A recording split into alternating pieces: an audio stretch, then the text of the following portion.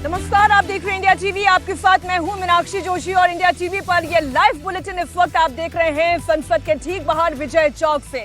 आज संसद के शीतकालीन सत्र में बड़ी गर्मा गर्म बहस आप देखने जाने वाले हैं, क्योंकि आज वंदे मातरम विषय पर चर्चा होने वाली है, जिसकी शुरुआत ही खुद करेंगे प्रधानमंत्री नरेंद्र मोदी।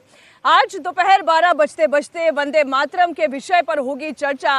रक्षा मंत्री राजनाथ सिंह इस पर अपना पक्ष रखेंगे, अनुराग ठाकुर सरकार की ओर से इस पर अपना पक्ष रखेंगे, तो वहीं विपक्ष की ओर से प्रियंका वाड्रा भी इस पर अपनी बात रखेंगी, गौरव गोगोई भी इस पर अपनी बात रखेंगे। संसद में कुल 10 घंटे के लिए चर्चा का वक्त रखा गया है। अब से ठीक 1 घंटे के बाद लोकसभा में वंदे मातरम पर चर्चा होगी और प्रधानमंत्री मोदी दोपहर 12 बजे चर्चा की शुरुआत करने जा रहे हैं। कांग्रेस राज में मुस्लिम तुष्टीकरण के चलते क्या वंदे मातरम के छंदों को हटाया गया? क्या मुस्लिमों को सूद करने के लिए, क्या उन्हें पोषित करने के लिए, क्या उन्हें कंफर्टेबल फील कराने के लिए देश की बहुसंख्यक आबादी को अनकंफर्टेबल कराया गया? क्या दुर्गा का नाम होना, क्या लक्ष्मी का नाम होना, क्या सरस्वती का नाम होना ये मुसलमानों को इरिटेट करता था, इसलिए वंदे मातरम के साथ छेड़छाड़ की गई? आज इन तमाम विषयों पर जबरदस्त दंगल की तस्वीरें आप सदन के अंदर देख सकते हैं। सत्ता पक्ष और विपक्ष के बीच में वार पलटवार होगा। संसद की कार्रवाई शुरू हो गई है और जैसा कि आप जानते हैं कि लोकसभा राज्यसभा में जो पहला आर होता है वो क्वेश्चन आर होता है। आज देवेंद्र पराशर भी हमारे साथ इंडिया टीवी पॉलिटिकल एडिटर अब मंच पर जुड़ गए हैं। देवेंद्र, संसद से एक एक तस्वीर लगातार दर्शक इंडिया टीवी पर देखने जा रहे हैं, लेकिन पहला प्रश्न यही है कि कितना बवाल होने जा रहा है और कितना काम होगा? कहीं ऐसा तो नहीं कि कांग्रेस वॉकआउट कर देगी? नहीं, निश्चित तौर पे जिस प्रकार की इनकी सूची है वो सूची तो एकदम दिख रहा है कि बहुत सीरियसनेस के साथ वो इस डिबेट में इन्वॉल्व हो रहे हैं। और जैसा कि आपने बताया, प्रियंका गांधी हो या फिर उनके दूसरे नेता, तकरीबन 9-10 का लिस्ट उन लोगों ने दिया है स्पीकर चैम्बर में कि ये उनकी तरफ से वक्ता होंगे। बीजेपी की तरफ से भी तकरीबन 10 नाम दिए गए हैं, लेकिन सबकी नज़रें टिकी रहेंगी इस बात पे कि प्रधानमंत्री नरेंद्र मोदी जब संबोधन करेंगे 12 बजे के आसपास, तो 1937 में जो वंदे मातरम के हिस्से को हटाया गया था, 4 हिस्से को, जिस पे लगा कि तुष्टीकरण का आरोप था, इसके चलते वो हटाया गया, उस पर क्या पीएम बोलते हैं? क्या कोई ऐसी लकीर खींचते हैं? क्योंकि जैसे पीएम बोलेंगे आप समझ सकती हैं कि उसके बाद वो लाइन ड्रॉ हो जाएगी कि इस डिबेट को किस बिंदु के इर्द गिर्द घूमना है, और सारी नजरें वहीं पे टिकी हुई है कि पीएम आखिर बोलते क्या है। पीएम कितनी देर का अपना वक्तव्य रखेंगे? टोटल बीजेपी के लिहाज से तो 3 घंटे है, लेकिन जब प्रधानमंत्री बोलते हैं तो उनके लिए समय अलग रहता है, तो उसमें लगभग मान के चलिए कि 50 मिनट से 1 घंटे तक का ये डिबेट होगा, क्योंकि इसमें कई सारे पहलू हैं। सिर्फ ऐतिहासिक पहलू नहीं है, सिर्फ सांस्कृतिक पहलू नहीं है, सिर्फ राजनीतिक पहलू नहीं है। तो जब कई सारे पहलू पे प्रधानमंत्री को ऐसे सब्जेक्ट पे बोलना हो तो ये उनके पसंद का विषय है, और उसमें तक उम्मीद कीजिए कि एक लंबा स्पीच होगा पीएम का। इधर ये चर्चा शुरू होने से पहले बीजेपी के नेता, सरकार में मंत्री गिरिराज सिंह ने विपक्ष पर बड़ा प्रहार किया है। उन्होंने कहा कि वंदे मातरम पर संसद में नहीं तो फिर और कहां चर्चा होगी। कुछ लोग वंदे मातरम को नहीं, बाबरी को मानते हैं। वंदे मातरम भारत की विरासत है, इस पर चर्चा जरूरी है। क्या कहा गिरिराज सिंह ने, आपको सुनाते हैं। वंदे मातरम पे चर्चा भारत के इतने बड़े लोकतंत्र के मंदिर में नहीं होगी तो कहां होगी? कुछ लोग वंदे मातरम को मानते ही नहीं, वो बाबरी मस्जिद को मानते। तो इसलिए वंदे मातरम 150 साल हो रहा है और बंगाल की धरती से ही ये आजादी का ये गीत था। इस पर बहस होनी चाहिए, इस पर चर्चा होनी चाहिए। भारत की विरासत है ये, भारत इसलिए आज ही इस पर चर्चा हो। वंदे मातरम को लेकर आपने सरकार का पक्ष तो सुना, लेकिन एनसीपी की सांसद है फौजिया खान, वो ये कह रहे हैं कि जो वंदे मातरम का मौजूदा स्वरूप है उससे किसी को दिक्कत नहीं है। माँ के सामने झुकना, सजदा करना नहीं होता है, माँ के सामने झुका जा सकता है। वंदे मातरम 150 साल पहले आजादी की पुकार थी। वंदे मातरम 150 साल पहले आज़ादी की एक पुकार थी। आज़ादी के लिए ये यूज़ किया गया था कि हमको फॉरेन रूल से मुक्ति मिले और हम अपना खुद की हुकूमत, लोगों की हुकूमत ला सकें, जिसमें आज़ादी है, जिसमें आपस में मेल जोल है, एकता है और मोहब्बत है, भाईचारा है।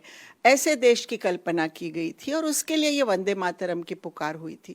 मुझे लगता है इसमें विरोध का कोई कारण नहीं है। जिस रूप में आज वंदे मातरम का गाना है, उस रूप में तो हम भी वंदे मातरम कहते हैं। वंदे मातरम, वंदे मातरम, वंदे मातरम। कई लोग जो एतराज़ करते हैं कि इसमें वंदना है धरती माँ की, और चूँकि इस्लाम में एक ही अल्लाह की इबादत का जिक्र है, इसलिए हम इसको नहीं कहेंगे। कुछ लोग इस पर एतराज़, पिछले दिनों महमूद मदनी साहब का एक बयान आया कि हम ज़बरदस्ती किसी से कोई नहीं बुलवा सकता, और मुर्दा कौमें जो सरेंडर करती है, ये तमाम जो चीज़ें उनकी तरफ से वंदे मातरम को लेकर कही गई थी। ये तमाम बयान क्यों आते हैं? मुझे लगता है कि ये बातें नहीं होनी चाहिए। आज जब ये चर्चा हो रही है तो ये चर्चा मोहब्बत, प्यार, भाईचारे पे होना चाहिए। हमारा संविधान हर मज़हब को आज़ादी देता है और अगर वो आज़ादी बरकरार है, हम अपनी तरह से अपने ईश्वर की इबादत कर सकते हैं, तो फिर किसी को भी कोई ऑब्जेक्शन नहीं होना चाहिए। इसमें क्या ऑब्जेक्शन है? हम अपनी माँ के सामने, उसके आदर में हम अगर माँ के सामने झुकते हैं, सजदा तो नहीं कर रहे हैं, हम माँ के सामने झुक रहे हैं, तो माँ के सामने हम अपने मानसिक तौर पर अपनी रिस्पेक्ट के साथ, अपनी ह्यूमिलिटी के साथ अगर झुकते हैं, तो मुझे लगता है मातृभूमि भी ऐसी है जिससे प्यार किया जाना चाहिए और प्यार मोहब्बत का ही पैगाम होना चाहिए। जो बात फौजिया जी कह रही हैं विनय जी, उसमें जब वो अपनी बात रखती हैं तो वे कहते हैं जो मौजूदा स्वरूप है वो उन्हें स्वीकार है, लेकिन प्रश्न ही इस बात का है ना कि ये मौजूदा स्वरूप में ही क्यों एक्सेप्ट किया गया? क्यों दुर्गा शब्द से आपत्ति थी? क्यों सरस्वती, क्यों धार्मिक चिन्हों से आपत्ति थी? आज सरकार इसी विषय पर तो घेरने की कोशिश कर रही है विपक्ष को। ये चर्चा जो आज हो रही है, एक बात तो समझिए पहले कि वंदे मातरम एक मंत्र था, एक स्लोगन था, और बाद में जितने क्रांतिकारी हुए, क्रांतिकारी केवल हिंदू तो हुए नहीं, भारत की आज़ादी में खाली हिंदू क्रांतिकारी थे, मुसलमान क्रांतिकारी भी थे, और आप इतने सारे मुसलमान क्रांतिकारी थे, सबके लिए ये मंत्र आज़ादी का एक स्लोगन था। कहीं कोई ऐसा आपको डॉक्यूमेंट मिलता है क्या कि आज़ादी के क्रांतिकारी जो मुसलमान थे उनको वंदे मातरम गाने पर आपत्ति थी? और 4 स्टैंजाज को तो छोड़ ही दीजिए आप, जो जिस पे आपत्ति ये लोग कर रहे हैं, ये जो पहला लाइन है इसी से प्रॉब्लम थी, वंदे मातरम से ही। तो मैं तो कहता हूं कि इस्लाम में भी मादरे वतन है, माँ तुझे सलाम है, माँ के पैरों में जन्नत है। ये बताना क्या प्रयास किया गया, पॉलिटिकल जो मैसेजिंग हुई, और मैं कांग्रेस को इसके लिए दोषी मानता हूं कि अगर आप माँ मान लेंगे इस वतन को तो आपका रिलीजन कॉम्प्रोमाइज हो जाएगा। ये बिल्कुल नहीं है। एक बात और मीनाक्षी जी, प्रधानमंत्री जी बार बार कहते हैं डीकोलोनाइजिंग ऑफ इंडियन माइंड, इधर हर मंच से कह रहे हैं। ये उसका प्रमाण था कि आपको शर्म आती थी अपने कल्चर को बूस्ट करने में, अपने एक मंत्र को जो आज़ादी का मंत्र था, हिंदू मुसलमान सबके लिए था। तो ये मुझे लगता है कि जिस दिन देश आज़ाद हुआ उस दिन से मैकाले दिमाग पर हावी थे, मानस पे हावी थे, ये उसका प्रमाण है। और डीकोलोनाइजिंग के लिए इस मंत्र को पूरा गाना जरूरी है। एक समय हो तो मैं आपको बताता हूँ मीनाक्षी जी, दुनिया भर के जितने मुसलमान हैं, आप बाकी देशों में चले जाइए, वह जिस धर्म में पहले थे उसका सम्मान करते हैं, उसको डॉक्यूमेंट करते हैं, उसको रिकॉर्ड करते हैं। भारत में स्थिति क्या है मैं बताता हूं कि 3 स्टडी हुए, जीनोलॉजी के हिसाब से बताता हूं, पासमानदाज, नॉन पासमानदाज और बोहराज पे 3 जेनेटिक स्टडीज हुए। जो जेनेटिक स्टडीज में जो मिक्सचर पाया गया ईरानियन जीन्स का, वो पासमानदा में 0 है, नॉन पासमानदा में 0 है। जो बोहराज हैं उसमें 50% पाया गया कि थोड़े से मिक्सचर्स हैं।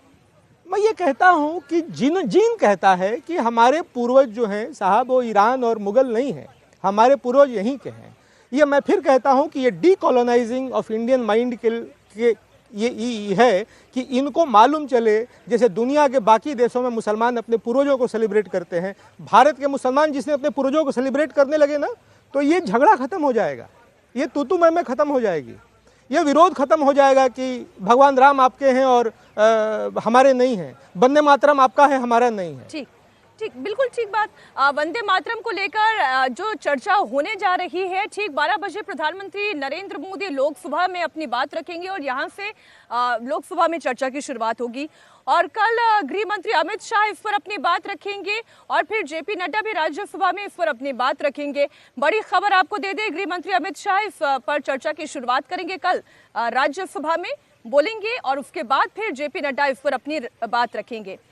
अब दो बातें हैं, एक बात तो ये हुई ओम जी की, क्या ये इस्लाम विरोधी है इसलिए इसमें काट छाट कर दी गई?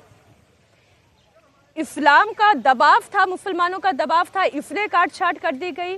नेहरू जी डर गए थे इसलिए इसमें काट छाट कर दी गई? तुष्टीकरण की राजनीति हावी थी। मैं थोड़ा सा इतिहास में ले जाऊंगा तो बात आपकी एकदम स्पष्ट हो जाएगी कि वास्तव में था क्या। वास्तव में देखिए, पहले तो वंदे मातरम या इस भूमि को मां मानना ये कोई 100-200 साल की परंपरा नहीं है। तब जब पूरा वेस्टर्न वर्ल्ड जो आज अपने को बहुत प्रगतिवादी प्रगतिशील कहता है, जब शायद जंगलों में रह रहा था, उस समय हमारी जो वैदिक ऋचाएं गूंज रही थीं, उस समय हमारा अथर्ववेद उद्घोष कर रहा था, माता भूमि पृथिव्याम पुत्रोहम, ये भूमि हमारी माँ है और हम इसके पुत्र हैं। और उसके बाद पूरी कंटिन्यूड है। रामायण में आप देखिए, रामायण में जब लंका विजय करते हैं भगवान राम, तो वो कहते हैं कि मुझे ये सोने की लंका रुचती नहीं, और कहते हैं जननी जन्मभूमिश्च स्वर्गादपि गर्यसी, मेरी जो मातृभूमि है वो मैं स्वर्ग से भी बढ़कर मानता हूँ। ये उस समय से चली आ रही है, जिस समय ब्रिटिशर्स ने या यूरोपीय थिंक टैंक्स ने ये नैरेटिव डेवलप किया, ये विमर्श खड़ा किया इस देश में कि ये देश तो एक है ही नहीं साहब, ये तो it is a set of 16 nationalities. मैं जाके पीछे देखता हूँ तो पूरी एक कंटिन्यूड वो कल्चरल नेशनलिज्म जो इस देश की सबसे मजबूती थी, आप पूरे मेडाइवल पीरियड में गुरु नानक को उठा के पढ़ लीजिए, पंतानु को साउथ में जाके देखिए, ईस्ट में चले जाइए, शंकरदेव को देखिए, नरसिंह मेहता को वेस्ट में जाके देखिए, देश के सभी हिस्सों में जो पूरा भक्ति आंदोलन पैदा हो रहा था, वो भी मातृभूमि को भारत कह के ही उसकी आराधना करता है। ये नया नहीं था। अब आइए वंदे मातरम की बात। वंदे मातरम पे जो ये विवाद खड़ा किया गया, 1909 तक कोई विवाद नहीं था। 1896 से पूरा वंदे मातरम कांग्रेस के अधिवेशनों में गाया जा रहा था, पूरा वंदे मातरम। 1909 में, 1906 में मुस्लिम लीग बनता है, 1909 में सैयद अली इमाम पहली बार उस पर ऑब्जेक्शन करता है, और उसके बाद देखिए फिर 1923 में विवाद होता है, और 1937 में आके एक कमेटी बनाई जाती है जिसको पंडित नेहरू जी लीड कर रहे हैं, उसको चेयर कर रहे हैं, अबुल कलाम आज़ाद उसमें है, और उसमें कहते हैं कि नहीं, नीचे के हिस्से जो हैं उसमें माँ लक्ष्मी, माँ दुर्गा, माँ सरस्वती, इनको लाया गया है, इसलिए इससे मुस्लिम उसमें कहीं कोई ऑब्जेक्शन नहीं कर रहे थे। ये तुष्टीकरण की ही नीति थी, और डर था मुझे लगता है कि इस पूरी परंपरा को निगेट करने का, उसको क्यों जोड़ना था धर्म से। ये तो हमारे प्रतीक थे और बहुत समृद्ध प्रतीक थे जो हमारी मातृभूमि की आराधना करने में। और उसके आगे भी देखिए, मैं एक चीज और बताऊं आपके माध्यम से, बंगाल की धरती से निकले स्वामी विवेकानंद पूरा देश क्रॉस करते हुए गए कन्याकुमारी में, और वहां जाके जब वो 3 दिन 3 रात ध्यान करते हैं, यही दिसंबर का महीना था 1892 के वर्ष में, मीनाक्षी जी, उनसे जब पूछा जाता है कि इस ध्यान में आपने क्या देखा, क्या पाया, जानती हैं उन्होंने क्या कहा? उन्होंने कहा कि मैंने देखा और मैंने पाया कि माँ दुर्गा और भारत माता में कोई अंतर नहीं है। मैंने देखा कि इस देश के पीड़ितों, वंचितों, शोषितों, दलितों की सेवा करने में और अपने धर्म की सेवा करने में कोई अंतर नहीं है। धर्म और राष्ट्र इस देश में एक प्राण हो गया था, उसको काटने की कोशिश 1937 में की गई, जिसपे आज डिबेट में बहुत सारी चीजें निकल के आई। विवेकानंद जी की बात कर दी, पश्चिम बंगाल की भी बात कर दी, तो एक तरीके का प्रयोग ऐसा लग रहा है कि पश्चिम बंगाल की राजनीति में भी बड़ा स्पष्ट दिखाई दे रहा है। ये गज़वाए हिंद बनाम भगवाए हिंद का दिखाई दे रहा है। ये वो पश्चिम बंगाल है जहां पर 6 दिसंबर को अगर बाबरी मस्जिद की ईंट रखी जा रही है और हुमायूं कबीर उसके लिए अपनी ताकत लगा रहे हैं, तो वहीं उसके अगले दिन 7 दिसंबर को कोलकाता में 5 लाख सनातनियों की मौजूदगी में जितने संत महात्मा हैं वहां पर गीता पाठ सामूहिक वाचन करते हुए भी दिखाई देते हैं। तो ये तस्वीर भी है, ये भी पश्चिम बंगाल की तस्वीर है। तो जिस हम सांस्कृतिक चेतना की बात कर रहे हैं उसमें राजनीतिक पुट के बिना ये चर्चा हो ही नहीं सकती, क्योंकि पश्चिम बंगाल में आने वाले साल में चुनाव होने जा रहा है। और जब बाबा बागेश्वर वहां पर खड़े होकर कहते हैं कि हमें गज़वाए हिंद नहीं चाहिए, हमें भगवाए हिंद चाहिए, हमें सनातनी संस्कृति नहीं चाहिए, हमें सनातनी संस्कृति चाहिए, तो ये भी चर्चा का बिंदु बनता है।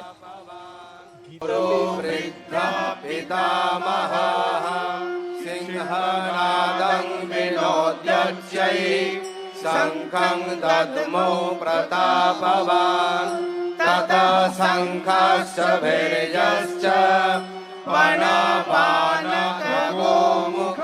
गुरुवृद्धः पितामहः सिंहनादं विनोद्यच्यै शङ्खं दद्मो प्रतापवान् ततः शङ्खश्च भैर्यश्च वनपानखगोमुखा गुरुवृद्धः पितामहः अश्वत्थामाभिकर्णश्च यज्ञजीविता नानाशस्त्रप्रहरणः सर्वे युद्धविशारदाः आपर्याप्तं तदस्माकं वनं ग्रीष्माभिरक्षितं पर्याप्तं त्रिदमे। घर में गीता हो वो देवालय से कम नहीं है, ये बाबा बागेश्वर ने कहा, एक बयान उनका भी।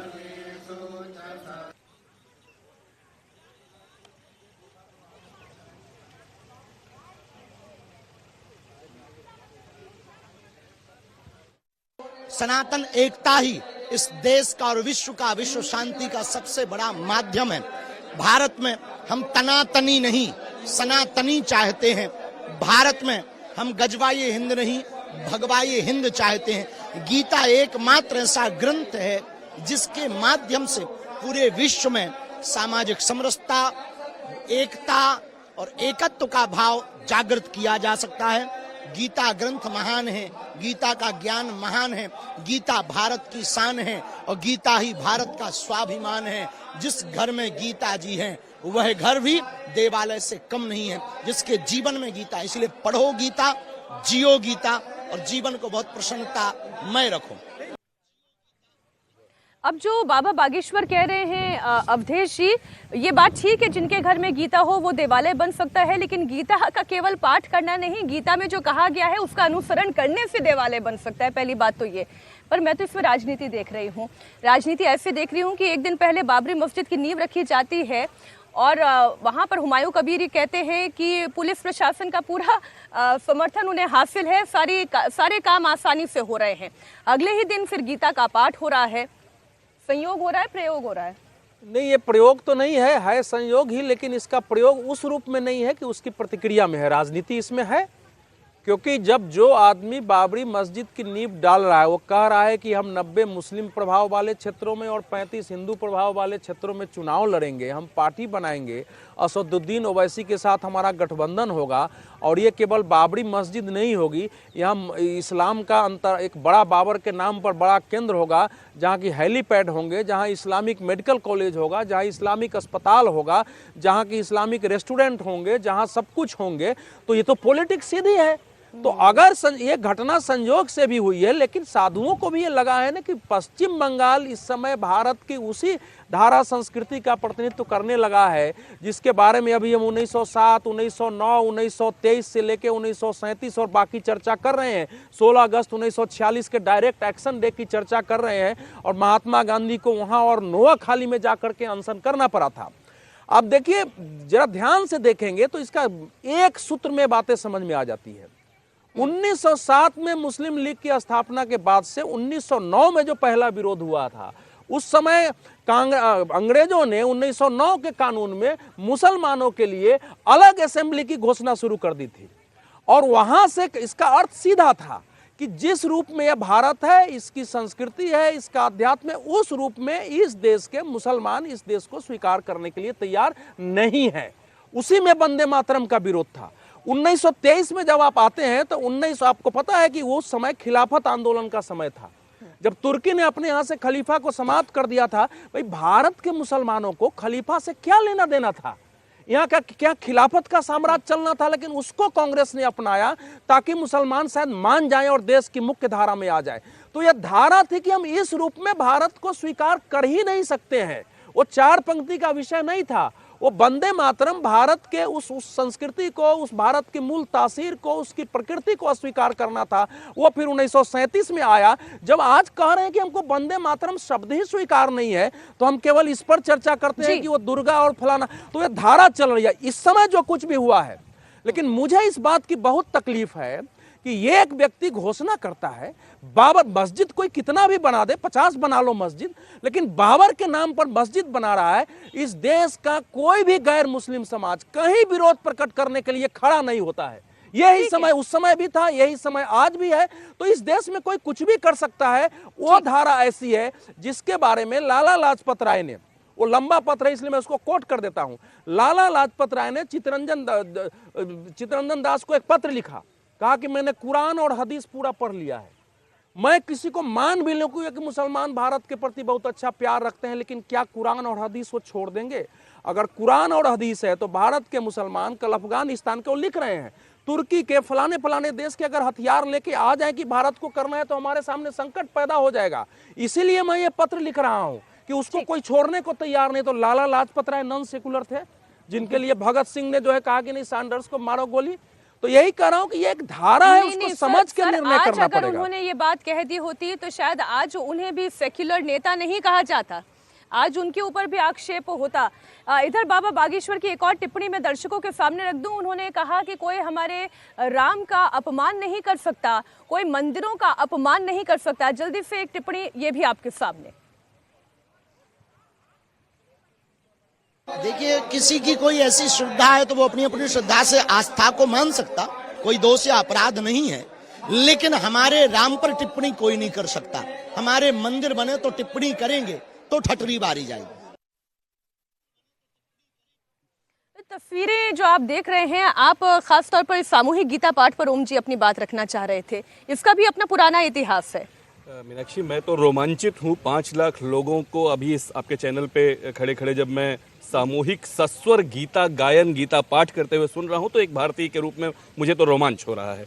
देखिए, इस गीता की भी जो पूरी कहानी है, अभी खैर मैं 100-150 साल के अपने आज़ादी की लड़ाई की ही केवल बात करूं, पीछे 5000 साल के उसके इतिहास पे ना जाऊं, तो बहुत स्पष्ट तरीके से बताऊं कि गीता प्रेस की स्थापना से पहले 1915 के आसपास जब क्रांतिकारी आंदोलन अपने चरम की ओर धीरे धीरे बढ़ रहा था, तब आज के जो बाद में संपादक बने बाबूराव विष्णुराव पराडकर और जिन्होंने गीता प्रेस की स्थापना की, उसके संस्थापक संपादक भाई जी श्री हनुमान प्रसाद पोद्दार, उन्होंने मिलकर गीता का प्रकाशन किया कोलकाता में, उसी कोलकाता की भूमि में। और वो गीता सभी क्रांतिकारियों में वितरित हुई। आपको जान के, आपके माध्यम से आज दर्शकों को जान के आश्चर्य होगा कि उस गीता के जब मुख्य पृष्ठ की बात हुई, कवर पेज बनाने की बात हुई, तो उस पे महाभारत की घटना का, भगवान श्री कृष्ण के जीवन की घटना का कोई चित्र नहीं लिया गया। उस पे चित्र लगाया गया खड्गधारिणी, तलवार लिए हुए भारत माता का, और उसकी टैगलाइन दी गई युद्धस्य विगतज्वर। और ये लाइन और वो भारत माता का तलवार लिए हुए चित्र क्रांतिकारियों को जिस तरह से उसने प्रेरणा दी गीता ने, इसीलिए गीता हर क्रांतिकारी, आपने पढ़ा होगा शायद कि हर क्रांतिकारी के तकिए के नीचे गीता होती थी, उसके पास गीता होती थी। गीता उस तरह की प्रेरणा देश में फैला रही थी। लेकिन विवाद कब खड़ा होता है? जब संत समाज से आने वाली जो वक्तव्य है वो ये कहते हैं कि भारत हिंदू राष्ट्र बनेगा, जब वो ये कहते हैं कि भगवाए हिंद चाहिए, गजवाए हिंद नहीं चाहिए, जब वो ये कहते हैं कि आपको सोचना होगा कि आपको अपने झंडे में चांद चाहिए, आपके तिरंगे में चांद चाहिए, या फिर आपको चांद पर तिरंगा चाहिए।